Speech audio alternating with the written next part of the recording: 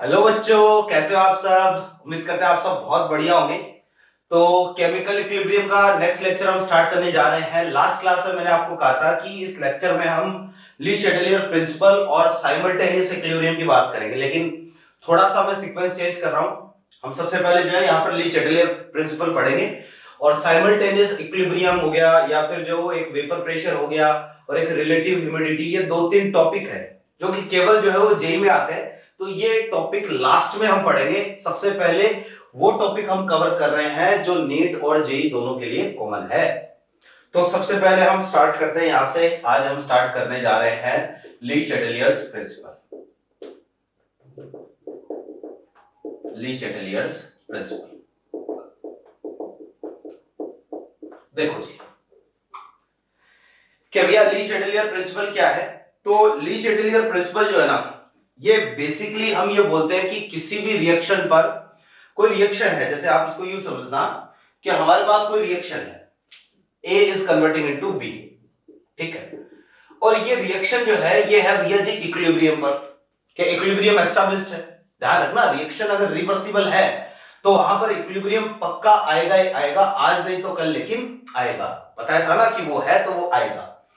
तो ये कोई रिएक्शन है, A is converting into B और इक्विलिब्रियम आया हुआ है। ली चैटेलियर ये कहता है कि भैया इक्विलिब्रियम पर अगर आप रिएक्शन को छेड़ दो, अब कैसे छेड़ना है ये मैं बताऊंगा आपको।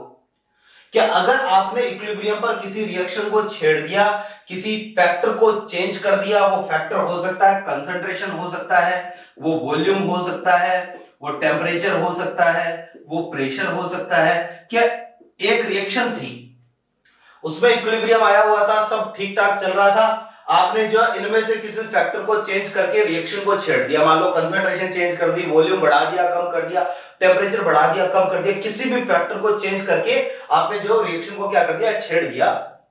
तो भैया इस केस में हम ये बोलेंगे कि भाई ली चैटेलियर कहता है कि रिएक्शन उस छेड़खानी को अपोज करेगी। कहने का मतलब रिएक्शन उस चेंज को क्या करेगी, अपोज करेगी। और रिएक्शन उस चेंज को अपोज करेगी, एक तरीके से इक्विलिब्रियम जो है ना डिस्टर्ब हो जाएगा और इक्विलिब्रियम डिस्टर्ब होके रिएक्शन उस डायरेक्शन में जाना स्टार्ट कर देगी जिस डायरेक्शन में उस छेड़खानी का जो भी इंपैक्ट है वो कम किया जा सके। क्या आप ये समझो कि भाई हमारे पास कोई रिएक्शन है, आपको इसका इक्विलिब्रियम डिस्टर्ब करना है। आपको पता है कि इक्विलिब्रियम पर कोई भी चीज होती है और उसको डिस्टर्ब करोगे तो इक्विलिब्रियम जो है उसका क्या करेगा, अपोज करेगा। हाँ, तो भाई रिएक्शन उसका अपोज करेगी। कोई भी सिस्टम इक्विलिब्रियम पर है और आप उसको डिस्टर्ब करोगे तो सिस्टम हमेशा उसका अपोज करता है, ठीक है। तो भैया आप ये समझना कि पहले जो है मैं इसको एक बार लिख देता हूं, बाद में हम एक एक फैक्टर जो है वो पढ़ेंगे कि कंसंट्रेशन चेंज करने से क्या होगा, वॉल्यूम, टेम्परेचर, प्रेशर, ये सब चेंज करने से क्या होगा। तो यहां पर मैं ये लिखूंगा कि भैया according to this principle, according to this principle, if any reaction is at equilibrium, and we change pressure या वॉल्यूम या कंसंट्रेशन या आप ये कहो temperature, any of above factor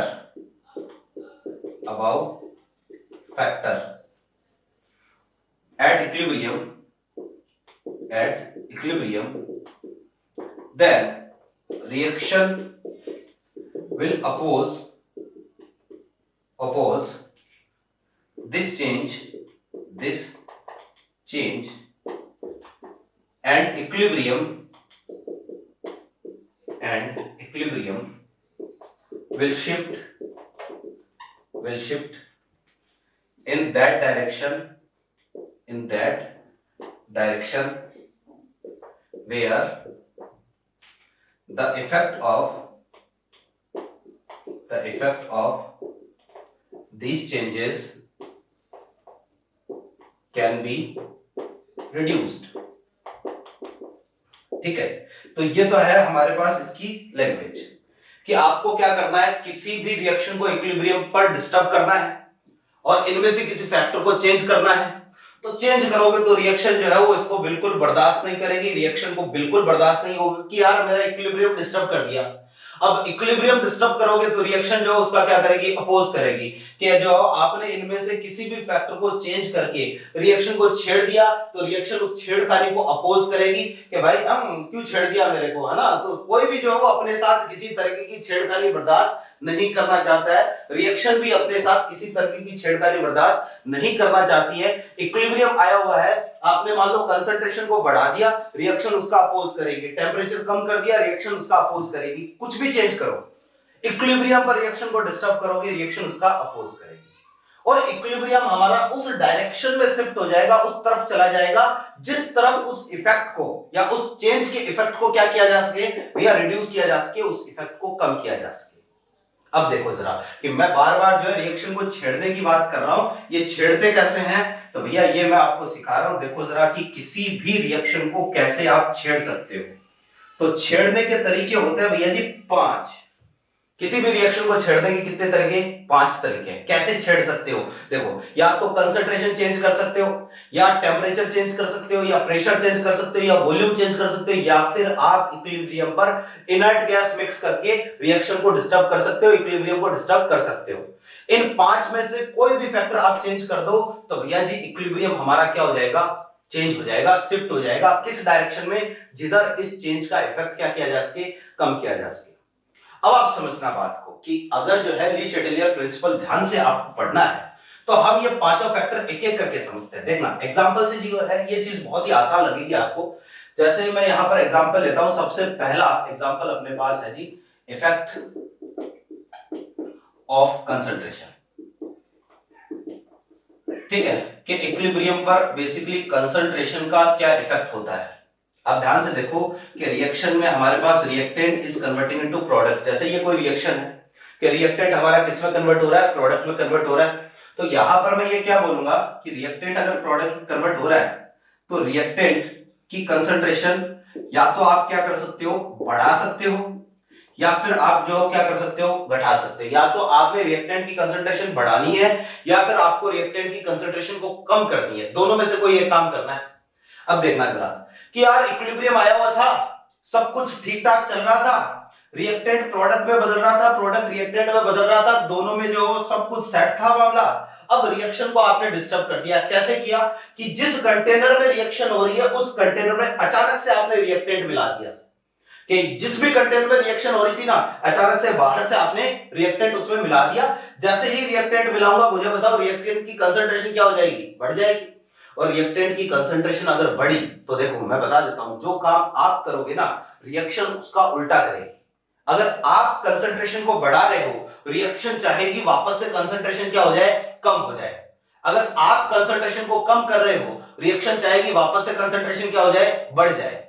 आप टेम्परेचर को बढ़ा रहे हो, रिएक्शन चाहेगी टेम्परेचर वापस से क्या हो जाए, कम हो जाए।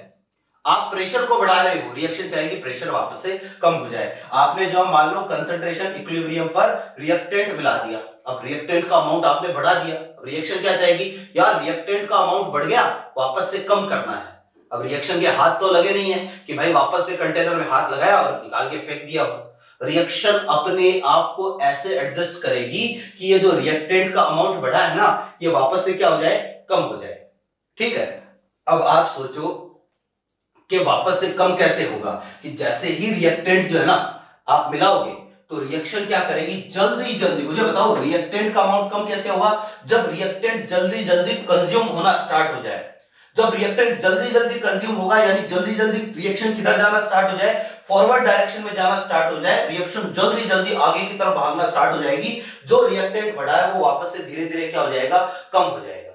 तो भैया इस केस में मैं ये बोलूंगा कि अगर आपने रिएक्टेंट की कंसंट्रेशन को बढ़ाया है ना, तो मैं ये बोलूंगा कि equilibrium will shift in forward direction. तो भैया इस केस में इक्विलिब्रियम जो है वो किधर चला जाएगा, फॉरवर्ड डायरेक्शन में चला जाएगा। रिएक्शन जल्दी जल्दी आगे की तरफ भागना स्टार्ट कर देगी और जो रिएक्टेंट आपने बढ़ाया है वो जो वापस से धीरे धीरे क्या हो जाएगा, कम हो जाएगा। और वापस से धीरे धीरे कम होकर वापस से क्या एस्टैब्लिश हो जाएगा, इक्विलिब्रियम एस्टैब्लिश हो जाएगा। आपने एक बार को रिएक्शन, एक बार इक्विलिब्रियम को डिस्टर्ब कर सकते हो, लेकिन भैया देखो कि इक्विलिब्रियम जो है ना, क्योंकि रिएक्शन रिवर्सिबल है तो वापस से इक्विलिब्रियम आएगा ही आएगा। तो थोड़ा सा आपने रिएक्टेंट बढ़ाया, रिएक्शन आगे गई, थोड़ा सा प्रोडक्ट बढ़ा, वापस से rate of forward reaction, rate of backward reaction वापस से क्या हो गई, सेम हो गई। इसको हम बोलते हैं, ये है भैया इफेक्ट ऑफ कंसंट्रेशन। आप बढ़ाओगे, रिएक्शन वापस से कम कर देगी और वापस से इक्विलिब्रियम जो है वो एस्टैब्लिश हो जाएगा।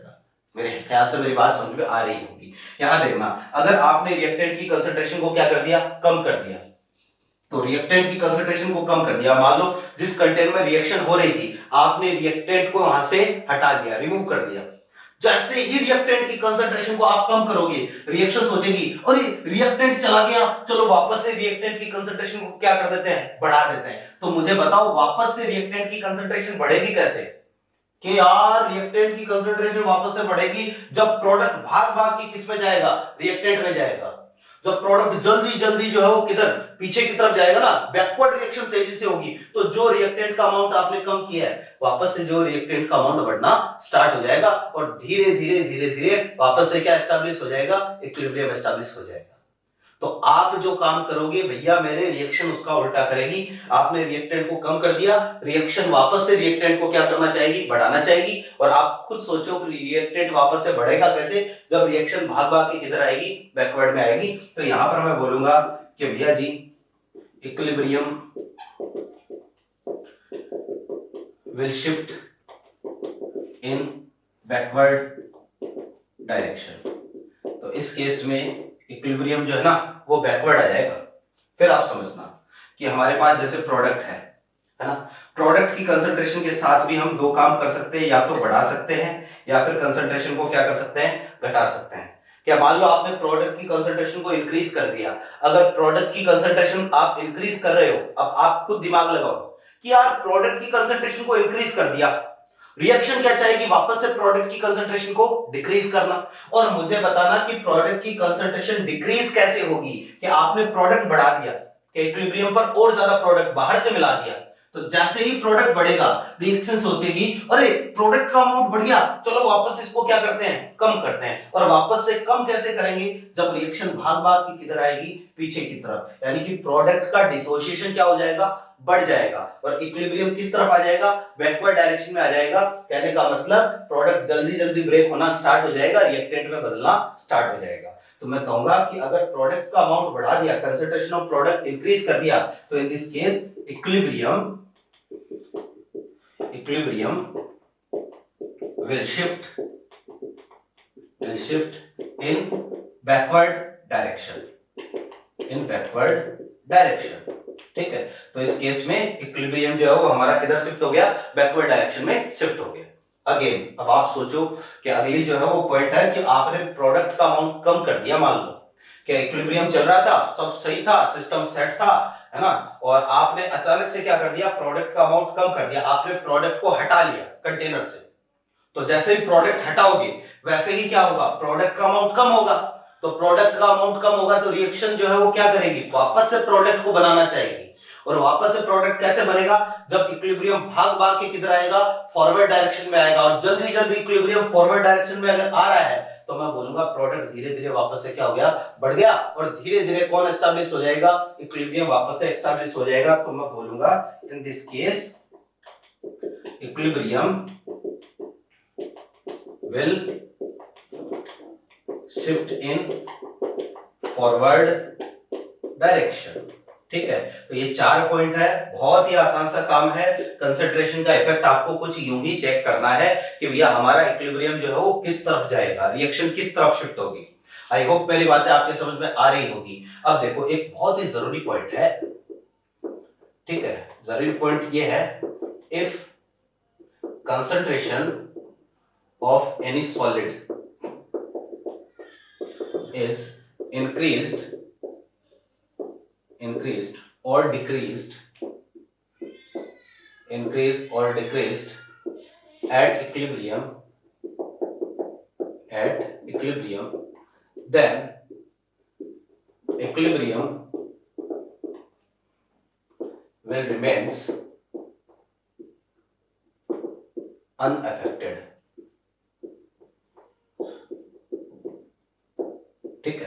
भैया जी बहुत ही जरूरी पॉइंट है कि अगर आप क्या करते हो, किसी सॉलिड की कंसंट्रेशन को बढ़ाते हो या घटाते हो, है ना, कि मान लो यहां पर जो कोई एक सॉलिड है, रिएक्टेंट और प्रोडक्ट में से कोई भी एक सॉलिड है मान लो, ठीक है, तो आप कंसंट्रेशन उसकी बढ़ा दो चाहे कम कर दो, इक्विलिब्रियम पर कोई फर्क नहीं पड़ेगा। रीजन ये, क्योंकि मैंने आपको बताया था कि सॉलिड का एक्टिव मास हम कितना लेते हैं, 1 लेते हैं, हमेशा कांस्टेंट होता है, इसलिए ध्यान रखना इक्विलिब्रियम पर आप चाहे कंसंट्रेशन को बढ़ाओ, सॉलिड की कंसंट्रेशन को चाहे इंक्रीज कर दो, चाहे सॉलिड की कंसंट्रेशन को आप डिक्रीज कर दो, इक्विलिब्रियम चेंज नहीं होगा। इस पर हम क्वेश्चन भी करेंगे, ठीक है।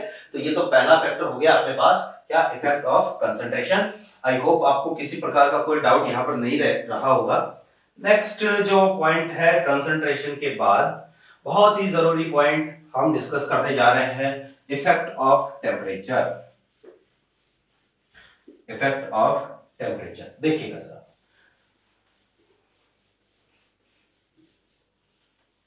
Effect of temperature. Second is effect of temperature, कि यार टेम्परेचर का क्या इफेक्ट होगा, कि मान लो कोई रिएक्शन है, चल रही है, बहुत बढ़िया ठीक ठाक चल रहा है, और आपने टेम्परेचर मान लो बढ़ा दिया या टेम्परेचर कम कर दिया, तो इक्विलिब्रियम कैसे डिस्टर्ब होगा, कैसे इक्विलिब्रियम चेंज होगा, ये हमें समझना है। तो आप ये सोचो कि रिएक्शन है अपने पास, reactant is converting into product, ठीक है। पहले मैं एक पॉइंट लिखूंगा यहां पर, कि बहुत ही जरूरी पॉइंट है कि in the direction of exothermic reaction, equilibrium, है ना, in the direction of exothermic reaction, temperature will increase, ठीक है। और सेकंड है in the direction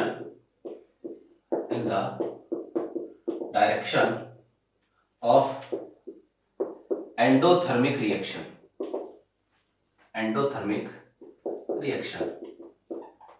temperature will decrease, ठीक है।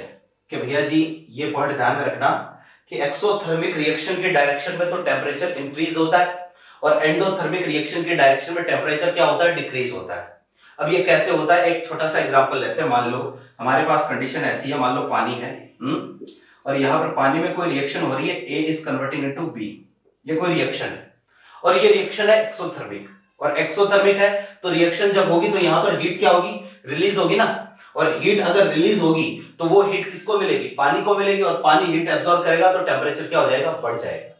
तो ध्यान रखना, अगर एक्सोथर्मिक रिएक्शन होती है तो टेम्परेचर इंक्रीज होगा, और मान लो अगर ये रिएक्शन एंडोथर्मिक है तो ये क्या करेगा, हीट एब्जॉर्ब करेगा, आसपास सराउंडिंग से हीट क्या कर लेगा, एब्जॉर्ब कर लेगा, और हीट अगर आसपास से एब्जॉर्ब कर ली तो टेम्परेचर क्या हो जाएगा, डिक्रीज हो जाएगा। क्लियर है बात। तो भैया ये है अपने पास कि एक्सोथर्मिक रिएक्शन के डायरेक्शन में टेम्परेचर इंक्रीज होगा, और एंडोथर्मिक रिएक्शन के डायरेक्शन में टेम्परेचर क्या होगा, डिक्रीज होगा। आई होप मेरी बात आपके समझ में आ गई होगी। अब यही कंसेप्ट हमें काम में लेना है, अगर आपको जो टेम्परेचर का इफेक्ट चेक करना है ना किसी रिएक्शन पर, इक्विलिब्रियम पर, तो यही कंसेप्ट काम में लेना है। ध्यान रखना भैया, लीच चैटलियर प्रिंसिपल में कंसेप्ट समझना बहुत ही जरूरी है, रटने से काम नहीं चलेगा। कितने एग्जांपल रट लोगे, ठीक है, तो सारे एग्जांपल तो नहीं रटे जा सकते ना, रटने से काम नहीं चलेगा। कंसेप्ट बहुत ही अच्छा कंसेप्ट, बहुत ही तगड़ा कंसेप्ट है, ध्यान से समझ लो कि हमारे पास कंडीशन ऐसी है कि reactant is converting into product. आपको सबसे पहले ये देखला कि भाई टेम्परेचर के साथ हम दो काम कर सकते हैं, या तो बढ़ा सकते हैं या फिर टेम्परेचर कम करना है। हमें तो ये चेक करना है कि टेम्परेचर बढ़ाने पर रिएक्शन किस डायरेक्शन में जाएगी और घटाने पर रिएक्शन किस डायरेक्शन, हमें तो यही चेक करना है। भैया जी टेम्परेचर का केस जब भी आपको चेक करना हो, आप सबसे पहले ये चेक करोगे कि रिएक्शन कौन सी डायरेक्शन में एक्सोथर्मिक है और रिएक्शन कौन सी डायरेक्शन में एंडोथर्मिक है। आपको सबसे पहले यही चेक करना है। तो आप ये समझना जरा कि मान लो हम ये मान रहे हैं कि रिएक्शन फॉरवर्ड डायरेक्शन में एक्सोथर्मिक है, और अगर कोई रिएक्शन फॉरवर्ड डायरेक्शन में एक्सोथर्मिक है तो बैकवर्ड में कैसी हो जाएगी, बैकवर्ड में हो जाएगी भैया जी एंडोथर्मिक। और उल्टा भी हो सकता है, ये मैंने बताया था आपको चैप्टर के शुरू में कि रिएक्शन अगर फॉरवर्ड में एक्सो है तो बैकवर्ड में एंडो, फॉरवर्ड में एंडो तो बैकवर्ड में कैसी होगी, एक्सो होगी। अब यार ये कैसे चेक करें कि कौन सी डायरेक्शन में एक्सो कौन सी में एंडो। भैया जी आप फर्स्ट लेक्चर देखो, फर्स्ट लेक्चर में मैंने आपको बताया है कि कैसे चेक करना है, दो या दो से ज्यादा मॉलिक्यूल एक सिंगल में कन्वर्ट होते हैं तो जनरली एक्सोथर्मिक रिएक्शन होती है, उसी कंसेप्ट से आपको चेक करना है। तो मान लो आपको पता चल गया कि फॉरवर्ड में एक्सो है और बैकवर्ड में कैसी है, एंडो है। अब देखना ध्यान से कि भाई टेम्परेचर आपने इंक्रीज कर दिया, मैंने आपको अभी कहा, मैं बार बार बोल रहा हूं कि आप जो काम करोगे रिएक्शन उसका उल्टा करेगी। तो टेम्परेचर आपने क्या कर दिया, इंक्रीज कर दिया। आपने टेम्परेचर को इंक्रीज किया है, रिएक्शन टेम्परेचर को वापस से क्या डिक्रीज करना चाहेगी। अब यार टेम्परेचर डिक्रीज कैसे होगा, रिएक्शन के कोई हाथ पैर तो है नहीं कि वापस से जो उठ के गैस बंद कर दिया हो, है ना। तो रिएक्शन अपने आप को कुछ ऐसे सेट करेगी कि टेम्परेचर वापस से जो है ना डिक्रीज होना स्टार्ट हो जाए, रिएक्शन का टेम्परेचर डिक्रीज होना स्टार्ट हो जाए। कहने का मतलब ये है कि बढ़े हुए टेम्परेचर का, आपने टेम्परेचर बढ़ाया ना, तो उस बढ़े हुए टेम्परेचर का इफेक्ट क्या होना स्टार्ट हो जाए, कम होना स्टार्ट हो जाए। तो भैया देखो जरा कि मैंने अभी आपको लिखाया कि in the direction of exothermic reaction temperature will increase and in the direction of endothermic reaction temperature will decrease। तो भैया आपने टेम्परेचर बढ़ाया है, रिएक्शन टेम्परेचर को कम करना चाहेगी। मुझे बताओ रिएक्शन को किस डायरेक्शन में जाना चाहिए ताकि इसका टेम्परेचर वापस से क्या हो जाए, कम हो जाए। भैया किस डायरेक्शन में, एंडोथर्मिक की तरफ जाना चाहिए, क्योंकि मैंने लिखाया है कि एंडोथर्मिक की डायरेक्शन में जाएगा तो टेम्परेचर वापस से क्या हो जाएगा, डिक्रीज हो जाएगा, कम हो जाएगा। तो यहां पर ये बैकवर्ड की तरफ एंडोथर्मिक डायरेक्शन में जाएगी तो टेम्परेचर हम बोलेंगे वापस से धीरे धीरे या बढ़े हुए टेम्परेचर का इफेक्ट क्या हो जाएगा, कम हो जाएगा। इस केस में बोलूंगा equilibrium will shift, equilibrium will shift in endothermic direction, endothermic direction. ठीक है कि जिस डायरेक्शन में रिएक्शन एंडोथर्मिक होगी ना, इक्विलिब्रियम हमारा उसी डायरेक्शन में शिफ्ट हो जाएगा।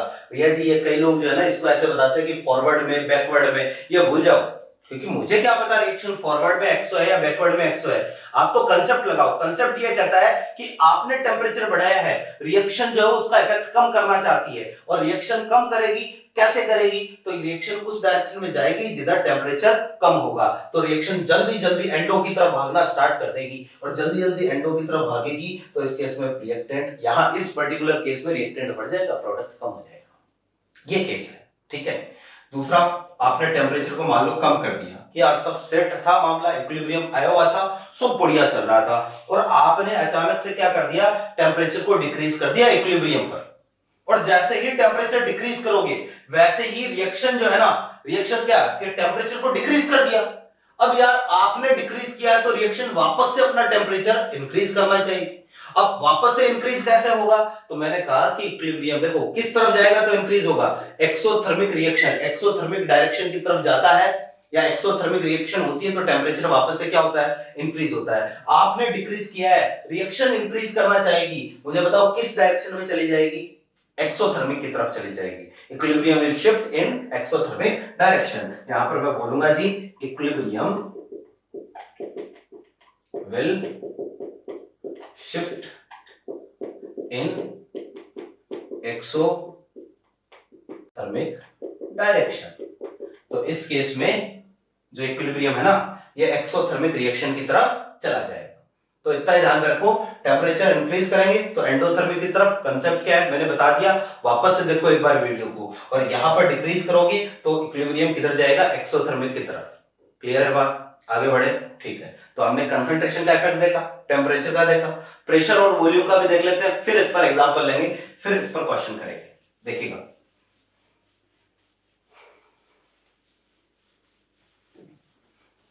देखो जी कि थर्ड केस हमारे पास है effect of pressure, effect of pressure. हाँ जी देखो, इफेक्ट ऑफ प्रेशर, प्रेशर का इफेक्ट। भैया देखो इसके पहली बात तो ये, मुझे बताओ कि जितने ज्यादा गैस के मॉलिक्यूल होंगे प्रेशर उतना ही ज्यादा होता है ना। तो एक तो ये पॉइंट ध्यान में रखना आपको, pressure will be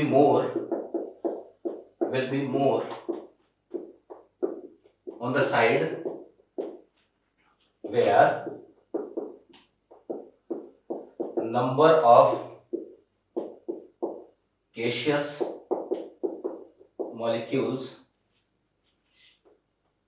are more, ठीक है, कि भैया जिस डायरेक्शन में, जिस तरफ गैसियस मॉलिक्यूल ज्यादा है उस तरफ प्रेशर क्या होगा, ज्यादा होगा। जैसे अभी टेम्परेचर में मैंने आपको कहा था कि टेम्परेचर चेक करना है, इफेक्ट चेक करना है, तो आप ये चेक करोगे कि किस डायरेक्शन में एक्सो है, किस डायरेक्शन में एंडो है ना। और एक्सोथर्मिक रिएक्शन के डायरेक्शन में टेम्परेचर इंक्रीज होता है, एंडोथर्मिक रिएक्शन के डायरेक्शन में टेम्परेचर क्या होता है, डिक्रीज होता है। अब यहाँ पर ऐसा है इफेक्ट ऑफ प्रेशर, प्रेशर का इफेक्ट देखना है तो आपको ये लाइन ध्यान में रखनी पड़ेगी। रिएक्शन के जिस तरफ गैसियस मॉलिक्यूल क्या है, ज्यादा है, उस तरफ प्रेशर ज्यादा होगा। समझना बात को। इधर देखो, कोई रिएक्शन है अपने पास, A is converting into 2B plus C, जैसे कोई रिएक्शन है। अब आपको प्रेशर के साथ देखो दो काम कर सकते हैं हम, या तो प्रेशर बढ़ा सकते हैं या तो फिर प्रेशर कम कर सकते हैं। और ये श्योर है कि आप जो काम करोगे रिएक्शन उसका उल्टा करेगी। आपने प्रेशर बढ़ाया है, रिएक्शन कुछ भी करके प्रेशर को वापस से डिक्रीज करना चाहिए। आपने प्रेशर को कम किया है, रिएक्शन कुछ भी करके प्रेशर को वापस से बढ़ाना चाहिए। ये काम कैसे होगा, तो देखो जरा कि भाई आप दोनों तरफ चेक करोगे। जब भी कभी प्रेशर का इफेक्ट चेक करना हो, आप रिएक्शन के दोनों तरफ चेक करोगे कि कौन सी डायरेक्शन में रिएक्शन एक्सो है या कौन सी डायरेक्शन में प्रेशर ज्यादा है और किस तरफ प्रेशर कम है। प्रेशर का इफेक्ट देख रहा हूं, आप एक काम करना, दोनों तरफ चेक करना गैसियस मॉलिक्यूल किधर ज्यादा है। इधर मुझे बताओ नंबर ऑफ गैसियस मॉलिक्यूल कितने हैं, नंबर ऑफ गैसियस मॉलिक्यूल कितने हैं, 1। और इधर बताओ नंबर ऑफ गैसियस मॉलिक्यूल कितने हैं, नंबर ऑफ गैसियस मॉलिक्यूल ये कितने हैं, ये है 3। इधर 1 है, इधर 3 है। भैया जी इस तरफ प्रेशर क्या है, ज्यादा है, प्रेशर इज मोर, ठीक है। इधर प्रेशर क्या है, कम है, प्रेशर इज लेस। कैसे, मैंने ये लिखा है आपको कि जिस तरफ गैसियस मॉलिक्यूल ज्यादा होंगे उधर प्रेशर क्या होगा, ज्यादा होगा। इधर गैसियस मॉलिक्यूल ज्यादा है, प्रेशर ज्यादा, इधर गैसियस मॉलिक्यूल कम है, प्रेशर कम। यानी रिएक्शन अगर इधर जाती है, इक्विलिब्रियम फॉरवर्ड डायरेक्शन में जाता है तो प्रेशर बढ़ेगा, इक्विलिब्रियम अगर बैकवर्ड डायरेक्शन में आता है तो प्रेशर कम होगा। अब मान लो आपने प्रेशर को क्या कर दिया, इंक्रीज कर दिया कि ये कंटेनर था, यहां रिएक्शन हो रही है B प्लस जो भी है व्हाटएवर, कोई भी रिएक्शन 2B प्लस C, ठीक है। यहां पर पिस्टन लगा रखा आपने, ठीक है। अब सब सही चल रहा था तो अचानक से आपने पिस्टन को नीचे कर दिया, और अचानक से पिस्टन को नीचे कर दिया तो प्रेशर आपने क्या कर दिया, बढ़ा दिया, एक्सटर्नल प्रेशर बढ़ा दिया। यार सब कुछ सही चल रहा था, बढ़िया चल रहा था, और अचानक से प्रेशर को बढ़ाया तो रिएक्शन जो है वो ये करेगी कि यार प्रेशर बढ़ा दिया, अच्छा मेरे पर प्रेशर बढ़ाया, तो तुरंत रिएक्शन उस डायरेक्शन में चली जाएगी जिस डायरेक्शन में इस बढ़े हुए प्रेशर का इंपैक्ट कम किया जा सके। यानी आपने प्रेशर बढ़ाया है, रिएक्शन प्रेशर को वापस से कम करना चाहेगी। प्रेशर कम कैसे होगा, जब किधर भागेगी, पीछे की तरफ, क्योंकि इधर प्रेशर क्या है, कम है, गैसियस मॉलिक्यूल क्या है, कम है। तो आपको केवल इतना ध्यान में रखना है कि अगर प्रेशर इंक्रीज होगा तो रिएक्शन या इक्विलिब्रियम उस डायरेक्शन में जाएगा जिस डायरेक्शन में गैसियस मॉलिक्यूल क्या होंगे, कम होंगे। तो मैं पहले ये लिख देता हूं कि बहुत इंपॉर्टेंट लाइन है कि on increasing pressure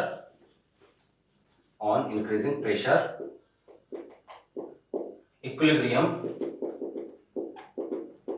will shift towards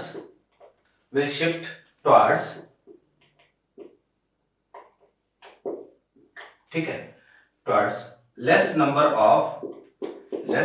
of gaseous molecules, ठीक है। कि भैया आपने प्रेशर को बढ़ाया तो मैंने लिखा इक्विलिब्रियम उस तरफ जाएगा जिधर गैसियस मॉलिक्यूल क्या होंगे, कम होंगे। ऐसा क्यों, ऐसा इसलिए क्योंकि जिस तरफ गैसियस मॉलिक्यूल कम होंगे ना उधर प्रेशर क्या होगा, कम होगा। तो आप बढ़ा रहे हो, रिएक्शन प्रेशर कम करना चाहेगी। कम कैसे होगा, जिधर जो है वो प्रेशर कम होगा उस डायरेक्शन में शिफ्ट हो जाएगी, जिधर गैसियस मॉलिक्यूल कम है उस डायरेक्शन में इक्विलिब्रियम शिफ्ट हो जाएगा। बात समझ में आ रही? अगर आपने कम कर दिया, मान लो प्रेशर आपने कम कर दिया, तो भैया आपने प्रेशर कम किया है, रिएक्शन इसके इंपैक्ट को हटाना चाहती है। और कैसे हटेगा, जब वापस से जो है रिएक्शन उस डायरेक्शन में चली जाए जिधर प्रेशर इंक्रीज हो रहा हो। तो रिएक्शन भाग भाग के उस डायरेक्शन में चली जाएगी जिस तरफ गैसियस मॉलिक्यूल क्या है, ज्यादा है। क्योंकि भैया आपने कम किया है, रिएक्शन वापस से प्रेशर को बढ़ाना चाहती है तो उधर जाएगी ना जिधर गैसियस मॉलिक्यूल क्या है, ज्यादा है। तो मैं ये बोलूंगा कि ऑन डिक्रीजिंग प्रेशर इक्विलिब्रियम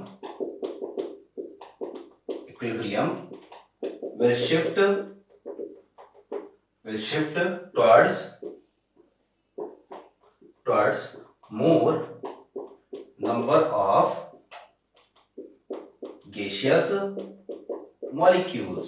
ठीक है, तो इक्विलिब्रियम जो है वो ज्यादा गैसियस मॉलिक्यूल जिस तरफ होंगे उस डायरेक्शन में शिफ्ट हो जाएगा। अब ये तो कंसेप्ट है। अब कई लोग जो है उसको डेल्टा एनजी से भी रट लेते हैं, याद कर लेते हैं। ठीक है, वो मैं बता देता हूँ डेल्टा एनजी से आपको कैसे करना है। इसको हटा रहा हूं, ठीक है ना, कंसेप्ट आपने समझ लिया। अब डेल्टा एनजी का कंसेप्ट देखना जरा कि भाई डेल्टा एनजी पॉजिटिव हो नेगेटिव हो तो इक्विलिब्रियम जो है वो प्रेशर चेंज करने पर किस तरफ जाएगा।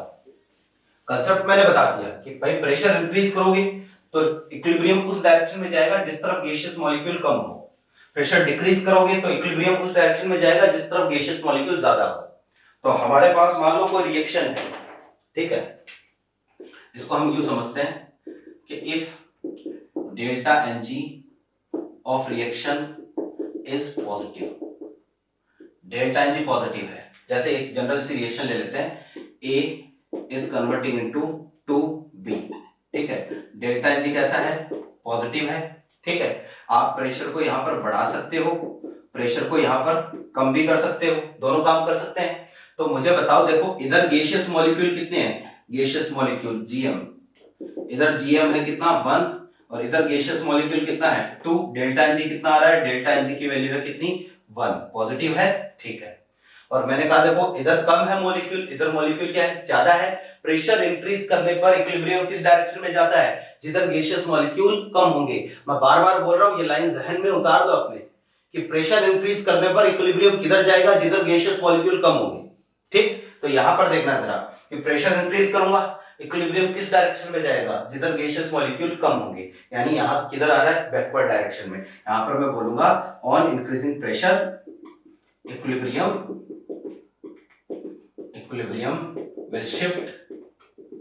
will shift in backward direction।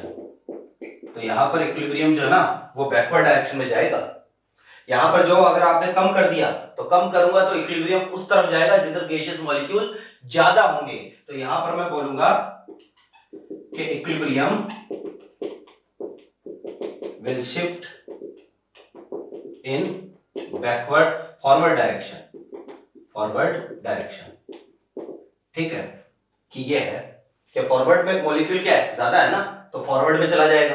Backward में मॉलिक्यूल कम है तो ज्यादा करोगे तो बैकवर्ड चला जाएगा। अगर मान लो डेल्टा एनजी नेगेटिव है, if delta NG of reaction is negative, ठीक है, कि अगर जो है वो रिएक्शन का डेल्टा एनजी नेगेटिव है, क्या मान लो रिएक्शन ऐसी है, x 2x is converting into y। ठीक है, ध्यान से देखो डेल्टा एनजी कितना है -1, नेगेटिव आ रहा है ना। कि डेल्टा एनजी होता क्या है, total stoichiometry of gaseous product minus total stoichiometry of gaseous reactant. यहां पर आप प्रेशर के साथ दो काम कर सकते हो, या तो बढ़ा सकते हो या तो फिर प्रेशर को कम कर सकते हो। ठीक है, अब देखो बढ़ाया, इधर गैसियस मॉलिक्यूल कितने हैं 2 और इधर गैसियस मॉलिक्यूल कितने हैं 1। तो मैं ये बोल रहा हूं कि प्रेशर इंक्रीज करोगे तो रिएक्शन उस तरफ जाएगी जिधर गैसियस मॉलिक्यूल कम होंगे। कम किधर है, आगे की तरफ। तो यहां पर मैं बोलूंगा equilibrium will shift in forward direction. तो यहां इक्विलिब्रियम जो है वो फॉरवर्ड डायरेक्शन में जाएगा। और यहां पर अगर कम करोगे आप, प्रेशर को कम कर दिया तो रिएक्शन उस तरफ जाती है जिधर गैसियस मॉलिक्यूल ज्यादा हो। तो यहां पर equilibrium will shift in backward direction. अब देखो कि यार, या तो कंसेप्ट ध्यान में रख लो कि कंसेप्ट ये है, लाइन ये है कि प्रेशर इंक्रीज करोगे तो रिएक्शन उस तरफ जाएगी जिधर गैसियस मॉलिक्यूल कम हो। कंसेप्ट तो इतना सा है। बाकी जो अगर रटने पर आओ तो रट तो आप कुछ भी सकते हो, आप तो महारथी हो रटने में। तो आप ये क्या क्या रटोगे, मैं बार बार बोल रहा हूं क्या क्या रटोगे कि डेल्टा एनजी पॉजिटिव है, प्रेशर बढ़ाओगे इक्विलिब्रियम बैकवर्ड जाएगा, प्रेशर कम करोगे इक्विलिब्रियम फॉरवर्ड जाएगा, डेल्टा एनजी नेगेटिव है, प्रेशर बढ़ाओगे इक्विलिब्रियम फॉरवर्ड जाएगा, प्रेशर कम करोगे इक्विलिब्रियम बैकवर्ड जाएगा। क्या क्या याद करोगे? नहीं कर सकते ना, तो एक लाइन दिमाग में रख लो केवल, ठीक है ना। यहां से जो वो स्टेटमेंट आ सकता है तो कंसेप्ट से चेक कर रहे हैं, कंसेप्ट लगा रहे हैं, कंसेप्ट से आसानी से जो है वो क्वेश्चन हो रहा है। फिर देखो तीसरा और केस इसमें हम देख लेते हैं कि इफ डेल्टा एनजी इज 0, कि यार आप ये समझना कि अगर दोनों तरफ गैसियस मॉलिक्यूल सेम आ गए तो दोनों तरफ प्रेशर इक्वल है, दोनों तरफ गैसियस मॉलिक्यूल सेम है, दोनों तरफ प्रेशर इक्वल है, डेल्टा एनजी कितना 0 होगा। इस तरह की रिएक्शन पर प्रेशर का कोई इफेक्ट नहीं होता, कोई इफेक्ट नहीं होगा प्रेशर का, ठीक है ना। तो यहां पर मैं लिखूंगा कि there will be no effect on equilibrium of pressure, ठीक है।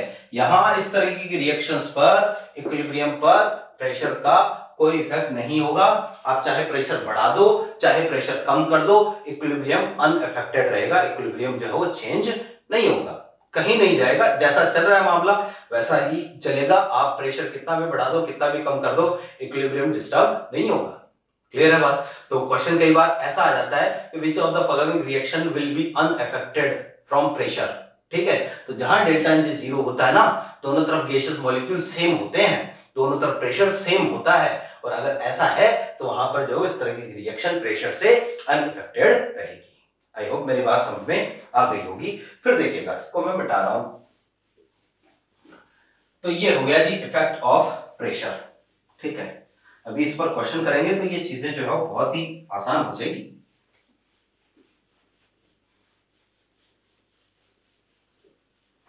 देखो लास्ट एक और हम देख लेते हैं कि भाई इफेक्ट ऑफ वॉल्यूम, लास्ट तो नहीं है लेकिन इसके बाद में क्वेश्चन करेंगे और फिर हम देखेंगे मिक्सिंग ऑफ इनर्ट गैस, है ना। तो fourth is effect of volume, कि भैया जी आपने इक्विलिब्रियम पर वॉल्यूम को चेंज कर दिया, और वॉल्यूम को चेंज कर दिया है ना, तो इक्विलिब्रियम पर क्या इफेक्ट आएगा हमें ये समझना है। आपको पता होना चाहिए प्रेशर और वॉल्यूम हमेशा क्या होते हैं, इनवर्सली प्रोपोर्शनल चलते हैं। अगर आपने किसी रिएक्शन में प्रेशर को बढ़ाया है तो जरूर वॉल्यूम को कम किया होगा, अगर आपने वॉल्यूम को बढ़ाया है तो जरूर प्रेशर को कम किया होगा, तो दोनों उल्टे चलते हैं एक दूसरे के। तो यहां पर मैं ये बोलूंगा कि effect of volume will be inverse to effect of pressure, है ना, दोनों उल्टा चलता है। Effect of change in volume will be inverse to effect of change in pressure, ठीक है। तो भैया एक तरीके से यहां पर वॉल्यूम चेंज जो भी आएगा, वॉल्यूम में जो भी चेंज करते हो उसका इफेक्ट प्रेशर में चेंज का इनवर्स आएगा। जैसे आप यूं समझना कि वॉल्यूम आप इंक्रीज कर सकते हो और डिक्रीज कर सकते हो, मैंने कहा प्रेशर का उल्टा है। अब मुझे बताओ कि वॉल्यूम इंक्रीज कर रहा हूं तो प्रेशर क्या कर रहा हूं, डिक्रीज कर रहा हूं। तो आप चाहे ऐसे बोल दो कि वॉल्यूम इंक्रीज हो रहा है, चाहे ऐसे बोल दो कि प्रेशर डिक्रीज हो रहा है, बात तो एक ही है। तो मुझे बताओ, देखो वॉल्यूम इंक्रीज करूंगा तो इक्विलिब्रियम किस डायरेक्शन में जाएगा, मैंने कहा ना प्रेशर का उल्टा। प्रेशर इंक्रीज करने पर इक्विलिब्रियम उधर जाता है जिधर गैसियस मॉलिक्यूल कम होते हैं। तो अब वॉल्यूम उल्टा है तो मैं बोलूंगा वॉल्यूम इंक्रीज करने पर इक्विलिब्रियम उधर जाएगा जिधर गैसियस मॉलिक्यूल ज्यादा होते हैं, क्योंकि ये उसका उल्टा है, इनवर्स है। तो यहां पर मैं बोलूंगा कि भाई इक्विलिब्रियम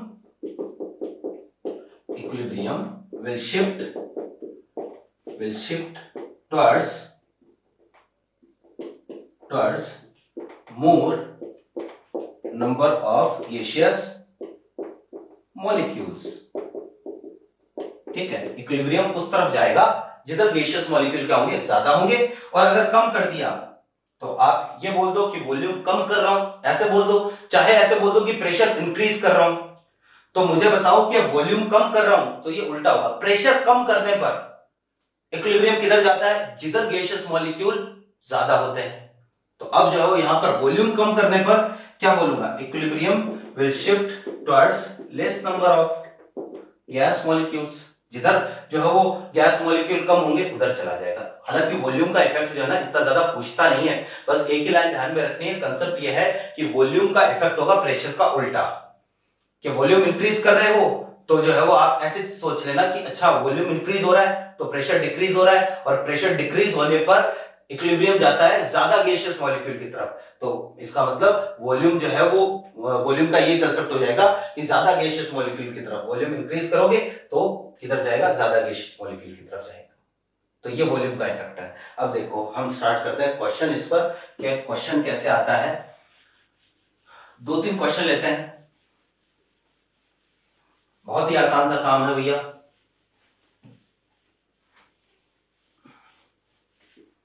कि जैसे ऐसा है, मैंने आपको ये बोला which of the following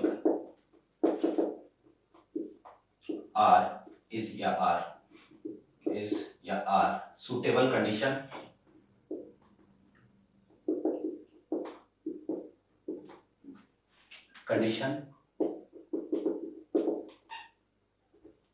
ठीक है, for formation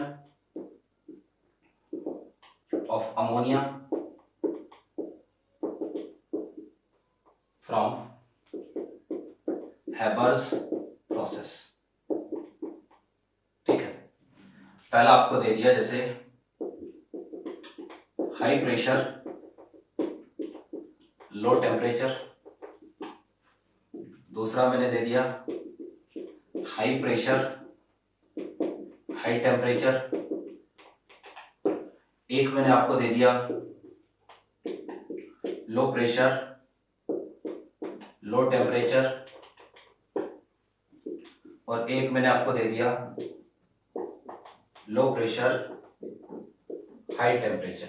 4 ऑप्शन है कि आपको अमोनिया के फॉर्मेशन के लिए इनमें से सूटेबल कंडीशन कौन सी है ये पूछ रहा है। तो आप समझना कि reaction is N2 plus 3H2 is converting into 2NH3। ये हमारे पास रिएक्शन है।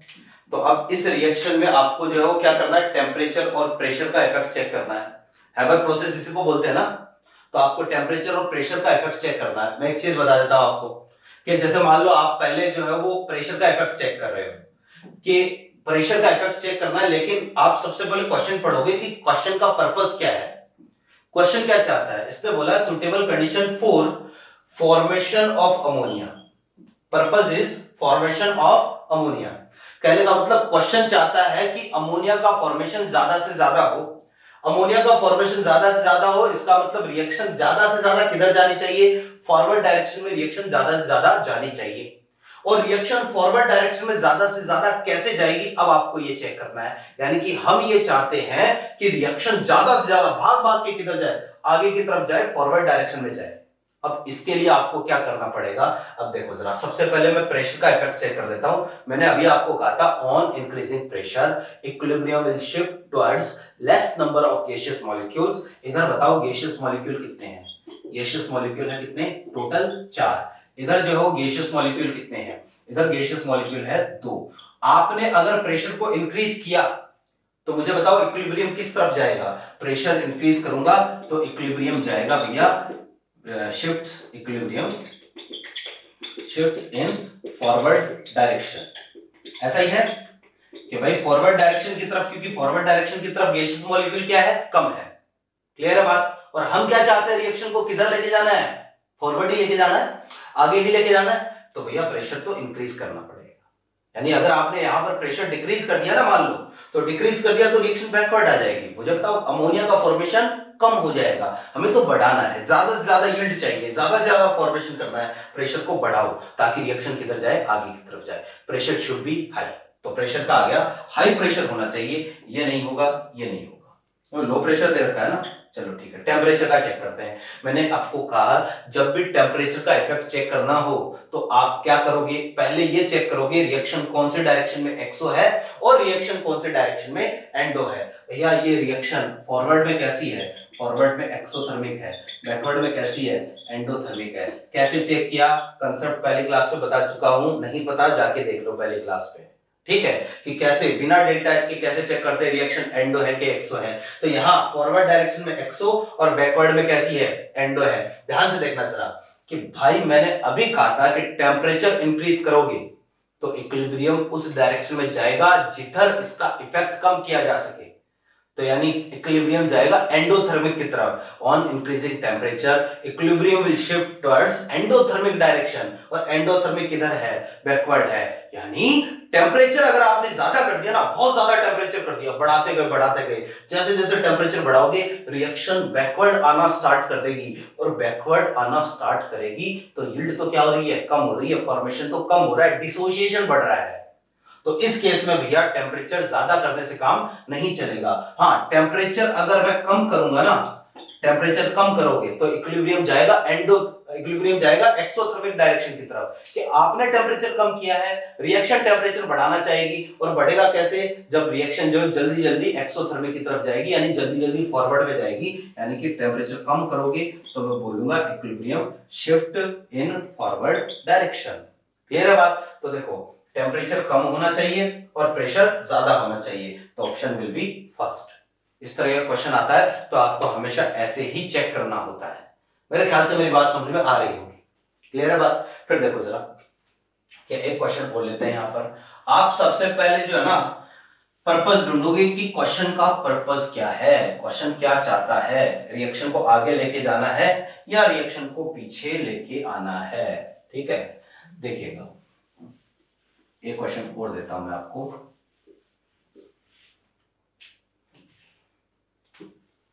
क्या क्वेश्चन ऐसा है,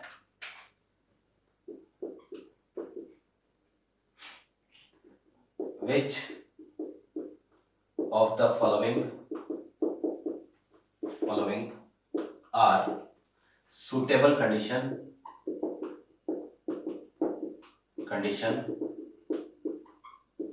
for the dissociation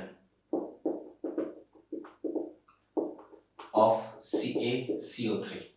ठीक है, तो कैल्शियम कार्बोनेट सॉलिड का आपको डिसोसिएशन करवाना है, और रिएक्शन आपको दे रखी है CaCO3 solid is converting into CaO solid और साथ में CO2 गैस। क्लियर है बात। अब जैसे पहला दे दिया टेम्परेचर शुड बी डिक्रीज्ड, एक एक ऑप्शन चेक करना पड़ेगा ना, जैसे यहां पर कई मल्टीपल ऑप्शन आपको दे दिए मैंने। ठीक है, प्रेशर शुड बी इंक्रीज्ड, ठीक है। तीसरा CaO solid should be removed at equilibrium, ठीक है। एक मैंने आपको दे दिया CO2 gas should be removed at equilibrium, एक मैंने दे दिया CaCO3 solid should be added at equilibrium, ठीक है। फिर एक मैंने दे दिया आपको volume of container should be increased, ठीक है। और एक मैंने आपको दे दिया टेम्परेचर शुड बी इंक्रीज्ड, ठीक है। देखो जी कि ये 5-7 ऑप्शन है, हमें जो है वो हर एक ऑप्शन को चेक करना है। सबसे पहले ऐसा क्वेश्चन आए तो मैंने आपको बता दिया है कि हमारा पर्पस क्या है। आप सबसे पहले क्वेश्चन में पर्पस ढूंढो कि क्वेश्चन क्या चाहता है, कि रिएक्शन को फॉरवर्ड लेके जाना है या रिएक्शन को बैकवर्ड लेके जाना है। आप सबसे पहले ये चेक करो। तो मुझे बताओ कि सबसे पहले जो है ना जैसे ये रिएक्शन है कैल्शियम कार्बोनेट, इसने क्या बोला है कि suitable condition for the dissociation of calcium carbonate. Dissociation of calcium carbonate यानी कि आप रिएक्शन को किधर लेके जाना चाहते हो, आप रिएक्शन को आगे लेके जाना चाहते हो, आप रिएक्शन को फॉरवर्ड डायरेक्शन में लेके जाना चाहते हो, तभी तो डिसोसिएशन पड़ेगा ना, कि आपको डिसोसिएशन करवाना है for the dissociation of calcium carbonate, यानी कैल्शियम कार्बोनेट का डिसोसिएशन करवाना है, यानी रिएक्शन को किधर लेके जाना है, आगे लेके जाना है। और भैया मुझे बताओ रिएक्शन को आगे लेके जाना है फॉरवर्ड डायरेक्शन में, हमें ये पता चल गया हम रिएक्शन को आगे लेके जाना चाहते हैं and reaction is CaCO3 solid is converting into CaO solid and CO2 gas. ठीक है, मुझे बता दो इस तरफ गैसियस मॉलिक्यूल क्या है, गैसियस मॉलिक्यूल एक भी नहीं है, जीरो है। इस तरफ गैसियस मॉलिक्यूल क्या है, गैसियस मॉलिक्यूल कितने हैं, एक है, वो किसका है, केवल CO2 का है। क्लियर है बात। तो पहले अगर प्रेशर का इफेक्ट देखें कि यार प्रेशर बढ़ाऊं या घटाऊं, प्रेशर इंक्रीज कर दिया मान लो आपने, तो प्रेशर इंक्रीज करने पर इक्विलिब्रियम उस डायरेक्शन में जाता है जिस तरफ गैसियस मॉलिक्यूल क्या हो कम हो। तो अगर आपने इंक्रीज कर दिया इक्विलिब्रियम किधर आ जाएगा, बैकवर्ड आ जाएगा। हमें किधर लेके जाना है, फॉरवर्ड लेके जाना है, यानी कि इंक्रीज तो नहीं होगा। अगर डिक्रीज कर दिया प्रेशर, आपने डिक्रीज कर दिया तो equilibrium will shift towards more number of gaseous molecule. ज्यादा गैसियस मॉलिक्यूल किधर है, इस तरफ है, तो इधर आएगा। प्रेशर डिक्रीज करूंगा तो मैं बोलूंगा equilibrium will shift in forward direction. ठीक है भैया, ये तो समझ गया कि आपको जो है वो क्या करना पड़ेगा, प्रेशर को कम करना पड़ेगा। मुझे बता दो प्रेशर को कम करना है, प्रेशर आप कम करोगे ना, प्रेशर कम करोगे यानी पिस्टन को ऊपर लेके जाओगे, पिस्टन को ऊपर लेके जाओगे तो वॉल्यूम क्या होगा, बढ़ेगा। प्रेशर कम हो रहा है, वॉल्यूम बढ़ रहा है, यानी कि फॉरवर्ड में लेके जाने के लिए वॉल्यूम इंक्रीज करना पड़ेगा, तो भी रिएक्शन किधर जाएगी, फॉरवर्ड डायरेक्शन में जाएगी। Equilibrium will shift in forward direction. Pressure का इफेक्ट चेक कर लिया, वॉल्यूम का, टेम्परेचर का भी चेक कर लेते हैं। भैया जी मुझे बताओ फॉरवर्ड रिएक्शन एंडो है कि एक्सो है, इस बार फॉरवर्ड रिएक्शन है एंडो, तो बैकवर्ड कैसी होगी, एक्सो। आपने टेम्परेचर को बढ़ाया, तो टेम्परेचर अगर मैं बढ़ाऊंगा तो रिएक्शन किस तरफ जाती है, एंडोथर्मिक की तरफ जाती है, क्योंकि आपने टेम्परेचर बढ़ाया है, रिएक्शन टेम्परेचर को कम करना चाहेगी, और कम कैसे होगा, जब एंडोथर्मिक की तरफ जाएगी। तो भैया टेम्परेचर बढ़ाने पर इक्विलिब्रियम किधर जा रहा है, आगे, फॉरवर्ड रिएक्शन फॉरवर्ड डायरेक्शन में जा रहा है। हम यही चाहते हैं, फॉरवर्ड में ही लेके जाना चाहते हैं। क्लियर है बात। फिर भैया टेम्परेचर को अगर कम कर दिया तब तो किधर आ जाएगी, बैकवर्ड में आ जाएगी। तो देखो क्या क्या हो गया कि टेम्परेचर शुड बी डिक्रीज ना, भाई टेम्परेचर डिक्रीज नहीं करना चाहिए, डिसोसिएशन को बढ़ाना है ना, टेम्परेचर डिक्रीज नहीं करना चाहिए। ठीक है, प्रेशर शुड बी इंक्रीज ना, प्रेशर जो है वो क्या करना चाहिए, डिक्रीज, ये भी नहीं होगा। ठीक है, अगला है calcium oxide should be removed at equilibrium. भैया जी मेरा जो कैल्शियम ऑक्साइड जो बन रहा है ना, हमने ये कहा था कि प्रोडक्ट की कंसंट्रेशन को अगर कम करोगे, जैसे मान लो मैंने CO2 को हटा लिया यहां से, जैसे ही CO2 को हटाओगे तो रिएक्शन क्या है, रिएक्शन सोचेगी अरे CO2 चला गया, जल्दी जल्दी फॉरवर्ड में भागना स्टार्ट कर देगी ताकि CO2 वापस से क्या हो जाए, बढ़ जाए।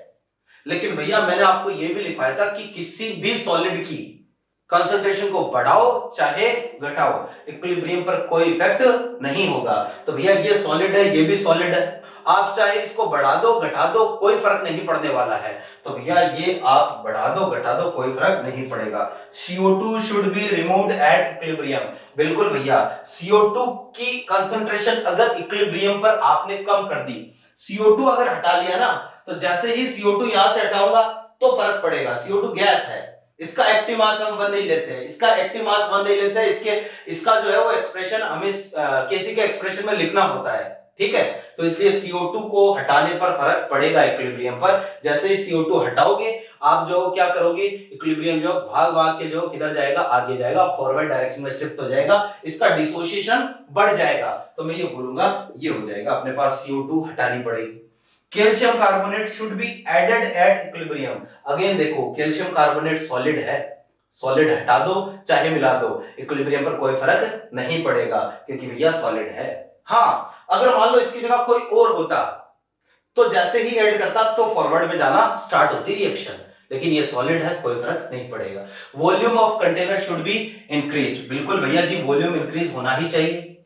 Temperature should be increase. बिल्कुल भैया जी, आगे लेके जाना है तो टेम्परेचर इंक्रीज होना ही चाहिए। तो इस क्वेश्चन में हमने सब कवर कर लिया, कंसंट्रेशन, वॉल्यूम, प्रेशर, ठीक है, टेम्परेचर, सब हमने चारों कंसेप्ट एक साथ कवर कर लिए। आई होप ये क्वेश्चन जो आपके अच्छे से समझ में आया होगा। ठीक है, तो ये तो है अपने पास कैल्शियम कार्बोनेट के लिए। कई बार क्वेश्चन जो है ना आपको ऐसा भी पूछ लेता है। चलो पहले हम लास्ट एक जो पॉइंट है ना वो हम पढ़ लेते हैं, डिस्कस कर लेते हैं, फिर इसके बाद में हम इस पर एक दो क्वेश्चन और करेंगे। इसको मिटा रहा हूं।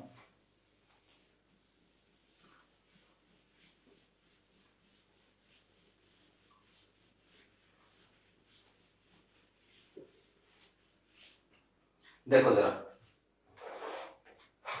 कि जैसे लास्ट है अपने पास फोर्थ या fifth, mixing of inert gas at equilibrium. ठीक है, कि mixing of inert gas at equilibrium, कि इक्विलिब्रियम पर आपने इनर्ट गैस मिक्स कर दी। भैया आप ये ध्यान में रखो कि जो इनर्ट गैस होती है ना अपनी, वो कभी भी इक्विलिब्रियम मिक्सचर के जो कंपोनेंट्स है ना उनके साथ कभी रिएक्शन नहीं करेगी। कि इक्विलिब्रियम कंपोनेंट के जो भी मिक्सचर, मतलब हमारे पास रिएक्शन के जो कंपोनेंट्स है उनके साथ रिएक्शन नहीं करेगी, है ना। और प्रोडक्ट नहीं चेंज होगा, जो प्रोडक्ट बन रहा है वही प्रोडक्ट बनेगा, जो रिएक्टेंट जैसा है सब कुछ वैसा ही रहेगा। लेकिन इनर्ट गैस मिक्स करने के कारण क्या होगा कि बेसिकली कंटेनर में नंबर ऑफ मोल बढ़ जाएंगे। आप ये समझना कि जैसे एक कंटेनर है इस तरीके से, ठीक है, यहां पर पिस्टन लगा हुआ है और यहां पर कोई रिएक्शन हो रही है, मान लो A is converting into 2B, ये गैस है ये भी गैस है, क्या सब कुछ सही था, इक्विलिब्रियम आया हुआ था। अब आपने इधर से इनर्ट गैस मिक्स कर दी, मान लो हीलियम मिला दी, ठीक है। अब हीलियम अगर मिलाई है तो हीलियम ना तो A के साथ रिएक्शन करेगा ना B के साथ रिएक्शन करेगा, लेकिन भैया जी इस हीलियम की वजह से number of total number of gaseous molecule container में ये इंक्रीज हो जाएंगे। ठीक है, अब उससे फर्क पड़ेगा, क्या फर्क पड़ेगा, तो पहले तो मैं ये लिख देता हूं, inert gas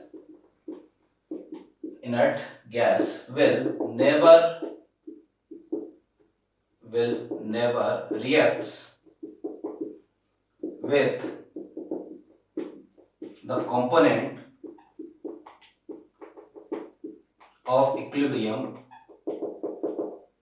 with the component of reaction, components of reaction।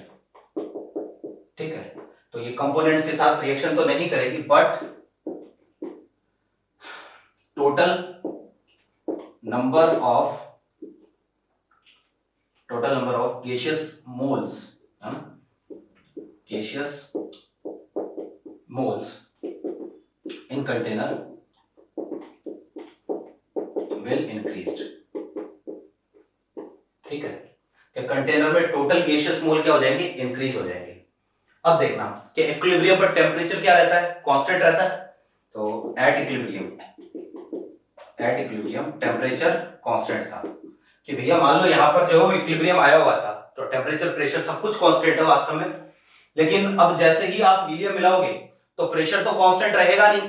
क्यों, मतलब प्रेशर चेंज हो सकता है, वॉल्यूम भी चेंज हो सकता है। क्यों, क्योंकि भैया हीलियम जो है ना इसकी वजह से टेम्परेचर चेंज होगा नहीं, गैसियस मोल चेंज हो रहे हैं तो वॉल्यूम चेंज होगा और प्रेशर चेंज होगा। तो हमारे पास कंडीशन ऐसी है कि अगर आप इनर्ट गैस मिक्स करना चाहते हो तो यहां पर दो पॉसिबिलिटी बनती है। देखो जरा कि PV equal to nRT, temperature तो क्या है, कांस्टेंट है, R ऑलरेडी कांस्टेंट है, तो PV का जो प्रोडक्ट होगा ना ये प्रोपोर्शनल होगा किसके, N के। ठीक है, यहां पर दो काम कर सकते हैं कि if pressure is constant, pressure constant है, कि भाई आपने जो है वो प्रेशर को कांस्टेंट रखा, और प्रेशर को कांस्टेंट रखते हैं तो भैया प्रेशर कांस्टेंट होते ही वॉल्यूम प्रोपोर्शनल आ जाएगा किसके, N के। ठीक है, और दूसरा ऐसा है कि इफ वॉल्यूम इज कांस्टेंट, और अगर वॉल्यूम कांस्टेंट है तो यहां पर मैं ये बोलूंगा कि प्रेशर प्रोपोर्शनल आ जाएगा किसके, N के। अब समझना ध्यान से कि कंडीशन ऐसी है कि मान लो वो ही कंटेनर, ठीक है, इधर से मैं हीलियम गैस मिक्स कर रहा हूं, ये पिस्टन लगा है और ये रिएक्शन हो रही है, A is converting into 2B, gas है, ये भी गैस है। अब ये बोलना क्या चाहता है कि यार देखो इक्विलिब्रियम आया हुआ है तो टेम्परेचर तो वैसे ऑलरेडी कांस्टेंट है, ठीक है। अब आपने मान लो प्रेशर को कांस्टेंट रखना है, भैया प्रेशर को कांस्टेंट रखने के लिए वॉल्यूम को चेंज करते हैं और वॉल्यूम को कांस्टेंट रखने के लिए प्रेशर को चेंज करते हैं। जैसे पहले हम ये समझ लेते हैं, मान लो वॉल्यूम को कांस्टेंट रखना है कि भाई पिस्टन जो है यही रहना चाहिए, पिस्टन ऊपर नहीं जाना चाहिए, तो हम क्या करेंगे, इस पिस्टन को यहां पर लॉक कर देंगे। लॉक कर दिए। अब आप यहां से हीलियम मिलाओ, मुझे बताओ जैसे जैसे हीलियम मिलाओगे अंदर प्रेशर क्या होगा, बढ़ेगा। समझे बात को? तो आपको अगर वॉल्यूम को कांस्टेंट रखना है तो प्रेशर को चेंज करना पड़ेगा। फिर देखो कि अगर आपको जो है मान लो प्रेशर को कांस्टेंट रखना है तो इसको फ्री कर दो पिस्टन को, तो जैसे ही आप इधर से, क्योंकि प्रेशर कांस्टेंट होना चाहिए, अब इधर से हीलियम मिलाऊंगा तो गैस मोल्स बढ़ेंगे, पिस्टन कहां जाएगा, ऊपर जाएगा, प्रेशर कांस्टेंट रहेगा लेकिन वॉल्यूम चेंज हो जाएगा। क्लियर है बात? तो यहां पर देखो अगर प्रेशर कांस्टेंट है तो वॉल्यूम जो है वो प्रोपोर्शनल होगा किसके, एन के। और अभी मैंने कहा था कि वॉल्यूम इंक्रीज करते हैं तो इक्विलिब्रियम उस तरफ जाता है जिधर गैसियस मॉलिक्यूल ज्यादा होते हैं। तो यहां पर तो मैं ये बोलूंगा कि इक्विलिब्रियम है ना, कि ये तो है अपने पास equilibrium, equilibrium will shift towards more number of gaseous molecules. ठीक है, तो इक्विलिब्रियम जो है उधर जाएगा जिधर गैसियस मॉलिक्यूल क्या हो, ज्यादा हो। क्लियर है बात? चलो इसका काम तो हो गया। सबसे जरूरी वो बहुत ही जो है वो ज्यादा जरूरी है, भैया देखना जरा यहां पर क्या होगा कि अगर आप कांस्टेंट वॉल्यूम पर इनर्ट गैस मिक्स करते हो ना, तो मुझे बताओ देखो कि एन टोटल, पी टोटल और एन टोटल, ठीक है, कि आपने वॉल्यूम को कांस्टेंट कर रखा है तो नंबर ऑफ मोल तो बढ़ रहे हैं, और नंबर ऑफ मोल बढ़ रहे हैं तो एन टोटल इंक्रीज हो रहा है, तो मुझे बताओ पी टोटल भी क्या होगा, इंक्रीज होगा। ये दोनों तो क्या है, डायरेक्टली प्रोपोर्शनल है। ठीक है, तो जिस फैक्टर से पी टोटल इंक्रीज होगा एन टोटल भी उसी फैक्टर से इंक्रीज होगा।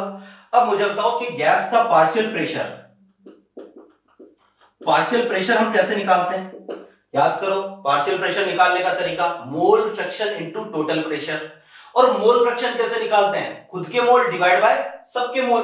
तो ये आएगा हमारे पास N gas divide by N total. ये तो आ गया mole fraction into total pressure, क्या आया, पी टोटल। ठीक है, अब ध्यान से देखो कि मैं ये बोल रहा हूं कि एन टोटल भी बढ़ रहा है, पी टोटल भी बढ़ रहा है, दोनों चीजें इंक्रीज हो रही है। और दोनों चीजें इंक्रीज हो रही है तो भैया ये दोनों एक दूसरे के इफेक्ट को क्या कर देंगे, कैंसिल कर देंगे। और दोनों एक दूसरे के इफेक्ट को अगर कैंसिल आउट कर रहे हैं कि भाई जिस फैक्टर से एन टोटल बढ़ा उसी फैक्टर से पी टोटल बढ़ गया, दोनों एक दूसरे के इफेक्ट को कैंसिल आउट कर रहे हैं, तो मुझे बताओ पार्शियल प्रेशर चेंज होगा क्या, नहीं चेंज होगा। और भैया गैस का पार्शियल प्रेशर चेंज ही नहीं हुआ तो किसी पर कोई इफेक्ट नहीं होगा। तो मैं इस केस में बोलूंगा, ठीक है, ये बहुत ही जरूरी पॉइंट है, ध्यान रखना। क्वेश्चन बोलेगा कि कांस्टेंट वॉल्यूम पर इनर्ट गैस मिक्स कर दी, कांस्टेंट वॉल्यूम पर इनर्ट गैस मिक्स करते हैं कोई फर्क नहीं पड़ता है, जो इक्विलिब्रियम है वो क्या रहता है, सेम रहता है, कोई इफेक्ट नहीं होगा। तो मैं बोलूंगा कि if inert gas is mixed at constant volume then equilibrium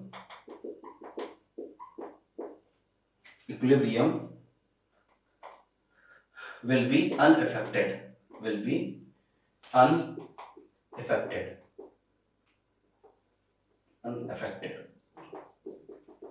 ठीक है। इसके आगे यहां लिख रहा हूं because in this case partial pressure of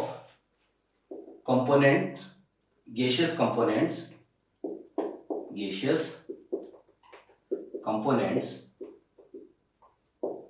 of reaction will remains same. ठीक है, तो भैया ये है अपने पास, अगर कांस्टेंट वॉल्यूम पर आप इनर्ट गैस मिक्स करते हो ना, तो ये आपको पूरी चीजें ध्यान में रखनी है। आई होप ये मेरी बात समझ में आई होगी। तो ये है भैया अपने पास total 5 point Le Chatelier principle में, है ना। और देखो केमिकल इक्विलिब्रियम के लिए पांचों पॉइंट बहुत ही जरूरी है। क्वेश्चन इन पे बाकी है, तो इन पर हम नेक्स्ट क्लास में पहले क्वेश्चन करेंगे। 2 क्वेश्चन से कुछ नहीं होता, क्वेश्चन प्रैक्टिस करनी पड़ेगी। तो नेक्स्ट क्लास में इन पर पहले क्वेश्चन करेंगे, फिर इसी में हम पढ़ेंगे भैया ली Chatelier principal for physical equilibrium, कि फिजिकल इक्विलिब्रियम पर ली चैटलियर प्रिंसिपल हम कैसे लगाएं। तो ये बात हम नेक्स्ट क्लास में करेंगे, ठीक है। तो उम्मीद करते हैं आज की क्लास आपकी समझ में आई होगी। फिर अभी किसी प्रकार का कोई भी डाउट हो तो आप एक बार क्लास को और देखें, और यहां से हम कंटिन्यू करते हैं नेक्स्ट क्लास में। Thank you.